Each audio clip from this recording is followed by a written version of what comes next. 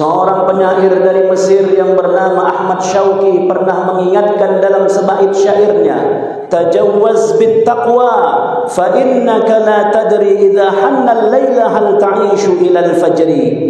Berbekallah kalian dengan ketakwaan, karena apabila malam telah datang kalian tidak bisa memastikan apakah kalian masih hidup sampai besok hari. Kam min sahihin mata min ghairi illatin. Betapa banyak orang-orang yang sehat mati tidak perlu pakai sakit. Wa kam min sahih wa kam min alilin 'asha hina min ad-dahri. Betapa banyak pula orang-orang yang sudah lama sakit-sakitan di atas tempat tidurnya, mereka pula yang lebih panjang umurnya.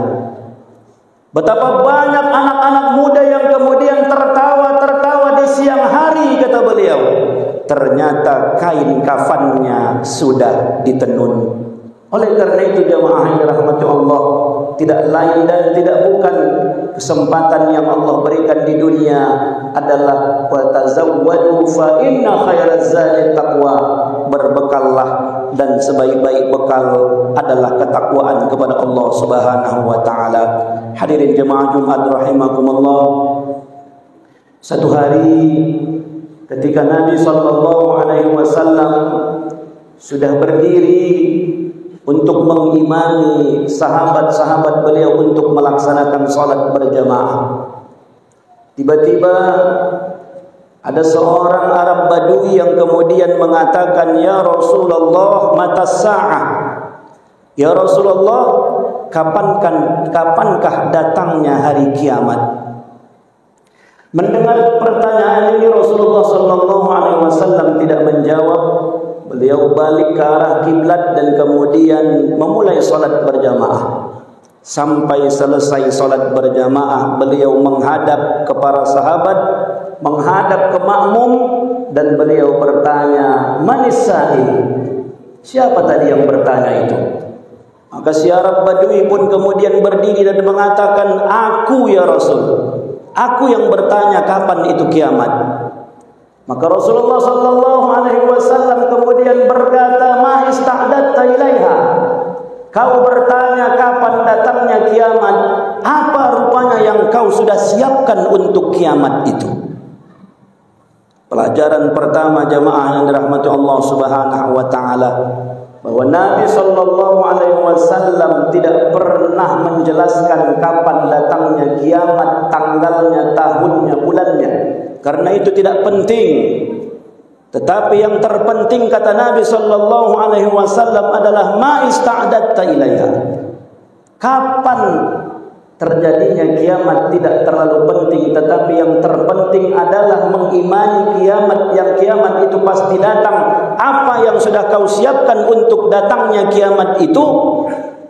Maka si Arab Badui tadi pun mengatakan, "Aku siapkan cintaku kepada Allah dan cintaku kepadamu ya Rasulullah. Aku tak siapkan banyak-banyak amal karena aku tak sanggup beramal sehebat para sahabat yang lain ya Rasul. Aku tak bisa berjihad sehebat sahabat yang lain yang berjihad di medan jihad ya Rasul. Tapi aku sangat mencintai Allah. Tapi aku sangat mencintaimu ya Rasulullah." Maka Rasulullah sallallahu alaihi wasallam kemudian menjawab, "Al-mar'u ma'a man ahab." Seseorang nanti di akhirat akan dikumpulkan oleh Allah dengan orang-orang yang dicintainya. Kalau yang dicintainya adalah Allah, kalau yang dicintainya adalah Rasulullah sallallahu alaihi wasallam, maka dia akan dikumpulkan dengan Rasulullah nanti di dalam surga. Tapi kalau yang dicintainya di dunia ini adalah hartanya, yang dicintainya di dunia ini adalah selain daripada Allah dan Nabi-Nya, maka dia pun akan dibangkitkan dan dikumpulkan sesuai dengan apa yang dicintainya di dunia.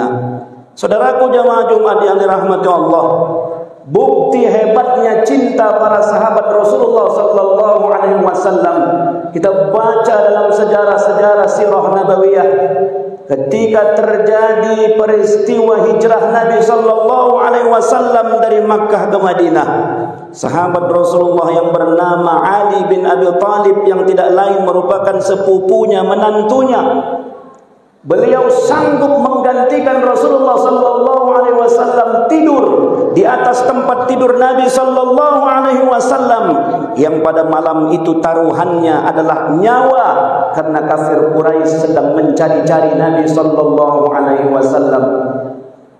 Kita lihat bagaimana sahabat-sahabat Rasulullah yang lainnya, karena cintanya kepada Rasulullah sallallahu alaihi wasallam, ketika terjadi perang Uhud, kita tahu betul bagaimana pada awalnya umat Islam mengalami kemenangan.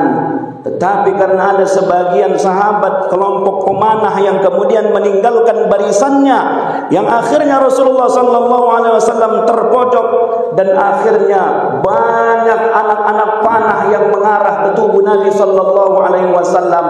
Banyak mata-mata pedang yang menuju Rasulullah SAW, yang kemudian Rasulullah SAW hadir di tengah-tengah peperangan itu, dan para sahabat menjadi pagar betis di depan Nabi sallallahu alaihi wasallam. Mereka rela tubuh mereka menjadi sasaran anak-anak panah. Mereka rela ujung-ujung pedang kafir Quraisy itu mengenai tubuh mereka, asal jangan mengenai tubuh Nabi sallallahu alaihi wasallam. Oleh karena itu, bukti cinta kepada Allah dan cinta kepada Rasul sallallahu alaihi wasallam bagi kita pada hari ini, kita buktikan bagaimana dengan menerapkan iman kita, menanamkan keyakinan dan mempertahankan keimanan kita, yang pada hari ini kita hidup di akhir zaman. Kata Nabi sallallahu alaihi wasallam, siapa yang akan hidup di akhir zaman nanti, maka orang-orang yang mempertahankan imannya, orang-orang yang istiqamah dengan agamanya, maka mereka kalqabid 'alal jamrah, bagaikan orang-orang yang memegang bara api, yang ketika dipegang betul-betul agama itu, tangan akan terbakar sakit. Tetapi kalau seandainya kita ingin rasa bakar itu, rasa panas itu hilang, kita pun lepaskan bara api itu, tapi pada saat itu kita telah melepaskan nilai-nilai agama kita. Kita lihat jamaah yang dirahmati Allah, bagaimana hebatnya perjuangan iman saudara-saudara kita, sahabat Rasulullah sallallahu alaihi wasallam sebelum hijrah dari Makkah ke Madinah. Kita ambil misalnya Bilal bin Rabah, yang rela kemudian ditimpa dengan batu besar di atas terikan matahari yang begitu panas, di padang pasir yang tandus dan gersang, demi mempertahankan iman kepada Allah Subhanahu wa taala. Bagaimana sahabat Nabi yang bernama Ammar bin Yasir, seorang sahabat yang ayah emaknya kemudian menjadi syahid dan syahidah pertama dalam sejarah Islam, dipaksa untuk meninggalkan agama Islam, disiksa dengan siksaan yang begitu besar, yang akhirnya emak dan ayah Ammar bin Yasir radhiyallahu anhum, kemudian tangan emaknya diikat, ditarik pakai kuda dari depan, kaki emaknya diikat dan ditarik dari belakang, terpisah antara tangan, tubuh terbelah dua, demi mempertahankan iman kepada Allah Subhanahu wa taala. Yang akhirnya kemudian setelah 13 tahun di Makkah menghadapi cobaan iman yang sangat berat itu, Allah pun kemudian memerintahkan untuk Rasulullah dan para sahabat hijrah ke kota Madinah. Apa ibrah pelajaran yang bisa kita ambil jamaah yang dirahmati Allah Subhanahu wa taala? Kalau sahabat-sahabat Nabi dulu begitu hebatnya mempertahankan imannya, begitu luar biasanya membuktikan cintanya kepada Allah dan Rasulnya, aina nahnu min haula? Kita pada posisi di mana kalau dibandingkan dengan mereka? Adakah cobaan keimanan kita sehebat Ammar bin Yasir, sehebat Bilal bin Rabah? Allah Subhanahu wa taala mengingatkan, am hasibtum an tadkhulul jannata wa lamma ya'tikum mathalul ladzina khalau min qablikum? Apakah kalian merasa kalian akan masuk surga enak saja begitu saja, belum lagi mendapatkan cobaan dari Allah Subhanahu wa ta'ala. Saudaraku, benar bahwa mungkin pada hari ini yang kita hadapi tidak ujung-ujung anak pedang. Yang kita hadapi pada hari ini mungkin bukan anak-anak panah, bukan tajamnya tombak. Tapi perang yang kita hadapi saat ini, saudaraku yang dirahmati Allah, tidak kalah ngerinya dengan perang Badar, tidak kalah luar biasanya dengan perang Uhud, dan tidak kalah hebatnya dengan perang Khandaq. Perang yang kita hadapi pada hari ini adalah perang ideologi, ghazwul fikri, brainwash. Bagaimana yang akan dihadapi anak cucu kita 10-20 tahun yang akan datang? Tantangan zaman semakin hari akan semakin berat.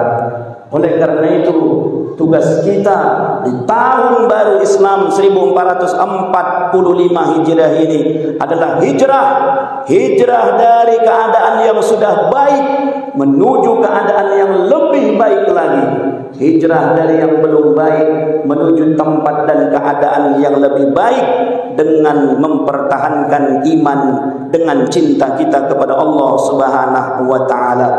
Pertahankan iman kita, sekali la ilaha illallah sampai nyawa berpisah dengan badan, tetap la ilaha illallah wa la tamutunna illa wa antum muslimun.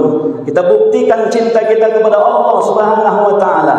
Kita buktikan cinta kita kepada Nabi sallallahu alaihi wasallam dengan memberikan segala yang terbaik yang bisa kita berikan untuk agama Allah ini. Tentunya kullu ya'mal ala syakilatih, setiap orang punya porsi masing-masing, setiap orang punya bagian masing-masing untuk membela dan memuliakan agamanya. Sebagai seorang dai, dia harus lantang menyampaikan yang hak adalah hak, yang batil adalah yang batil. Sebagai seorang pemimpin, dia harus memuliakan agamanya dengan memberikan perhatian yang sangat baik untuk agamanya. Sebagai kepala rumah tangga, kita juga punya perhatian yang sangat baik untuk menyelamatkan keluarga dan anak-anak kita. Qu anfusakum wa ahlikum nar. Intinya, setiap kita, apapun profesi kita, buktikan cinta kita kepada Allah dan Rasulnya dengan memberikan segala yang terbaik di bidang kita masing-masing. Profesi apapun yang ada pada diri kita saat ini, apa yang bisa kita berikan untuk agama Allah Subhanahu wa taala, berikan semampu kita sebagai bukti cinta kita kepada Allah Subhanahu wa taala. Semoga Allah Subhanahu wa taala memberikan kekuatan iman zahir dan batin kepada diri kita sehingga kita tetap istiqamah dalam menghadapi hidup dan kehidupan, dan tentunya cobaan semakin hari semakin berat, dan kita juga diberikan Allah kekuatan untuk semakin mencintai Allah, mencintai Rasulullah, dan mencintai agama ini, dan menjadi barisan terdepan ketika ada orang-orang yang coba mengusik, mengganggu, terlebih-lebih melecehkan agama yang kita cintai sebagai bentuk cinta kita kepada agama Allah Subhanahu wa taala. Barakallahu li wa lakum fil Qur'anil azim wa nafa'ani wa iyyakum bima fihi minal ayati wadh-dhikril hakim. Aqulu qawli hadza wa astaghfirullah li wa lakum wa li sa'iril muslimina wal muslimat fastaghfiruhu innahu huwal ghafurur rahim.